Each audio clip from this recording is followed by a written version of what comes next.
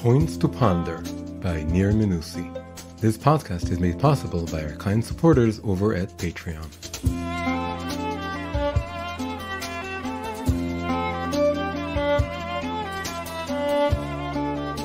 Parshat Vayechi. Which tribe do you belong to? One of the most captivating topics in psychology is that of personality types. That each one of us is different and unique, we know. That we're all human, governed by the same basic psychological laws, we also know. But could there also be a middle ground between our universal humanity and our specific individuality? Some level to our identity that doesn't only tell us that we are a person, but also what kind of person we are. This is where theories of personality types come in, assigning us to distinct psychological groups, virtual soul families as it were, each with its own set of characteristics. Thus, for example, you may be a leader, an adventurer, an analyzer, and so on.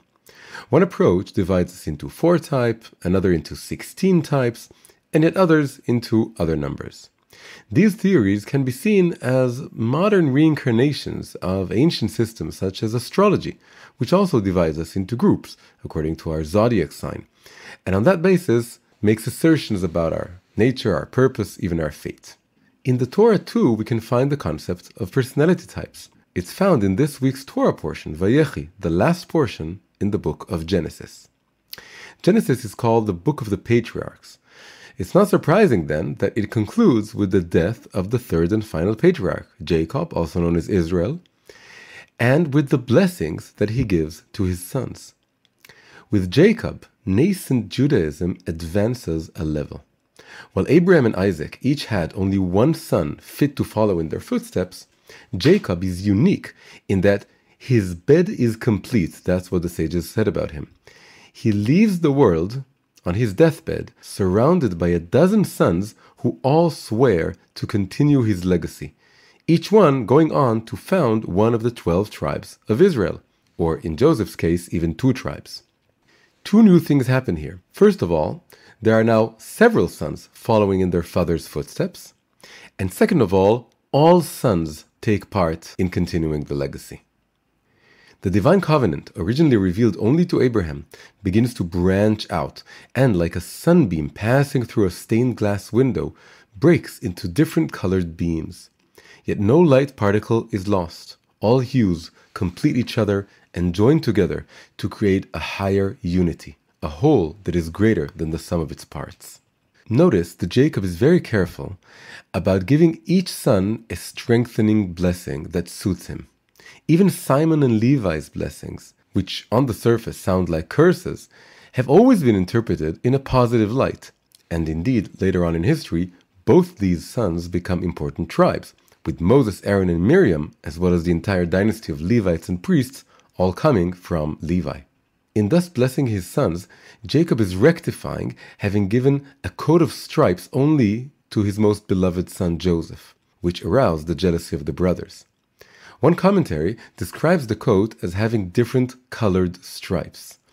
Following this image, we can say that in the beginning, Jacob bequeathed all of his colors to Joseph. That's why all the brothers' sheaves had to bow down to his in his dream. Now he realizes that every child must receive his own individual color. The blessings aren't equal in length. Judah and Joseph each receive 5 long verses. Gad, Asher, and Naphtali are each given 1 short verse. And Simon and Levi share 1 blessing. The blessings are all of equal value, but it's not a quantitative equality in terms of length, but a qualitative one. Each son receives exactly the right words for him to be able to realize his mission and purpose. Later in Jewish history, 10 of the 12 tribes broke away and ended up scattered among the nations. Virtually all Jews living today are descended from the 2 remaining tribes, that of Judah and of Benjamin. But an important midrash explains that, spiritually, each of the blessings given by Jacob applies to all of the tribes, and therefore to all of us. This is learned from the verse in Genesis 49:28, and he blessed them. Each was blessed with his own blessing. This appears to be a redundant repetition. So the answer is that the first part of the verse refers to each individual blessing, but the second half of the verse refers to him applying all blessings to all of the siblings. 2 points emerge from this idea. First, each of us has within us an aspect of every tribe.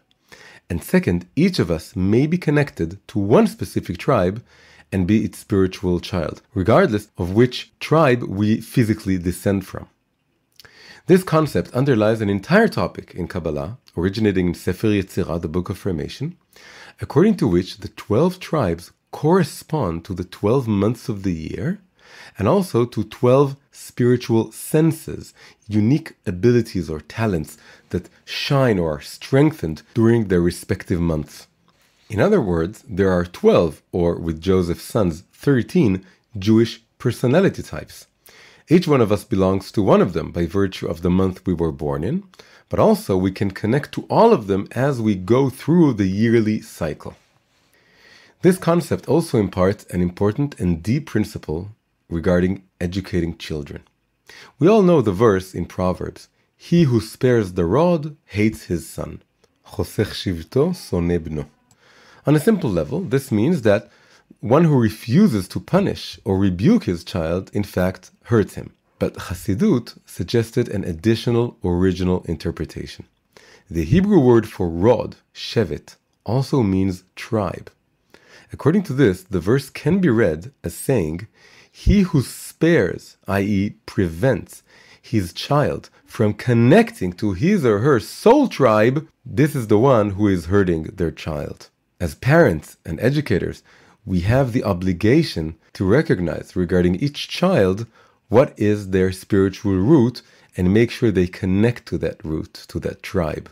We could say that the literal meaning of the verse, the one referring to discipline, refers to the external aspect of education, whereas this novel Hasidic interpretation refers to the inner aspect of education, connecting each child to his or her spiritual root. Point to ponder. Each person belongs to a particular family of souls, a spiritual tribe. Our self-realization very much depends on us identifying our tribe and connecting with it. But our spiritual tribe is not necessarily that of all of our children. When raising our child, we need to ask ourselves what their spiritual root is and how to best facilitate their bond with it.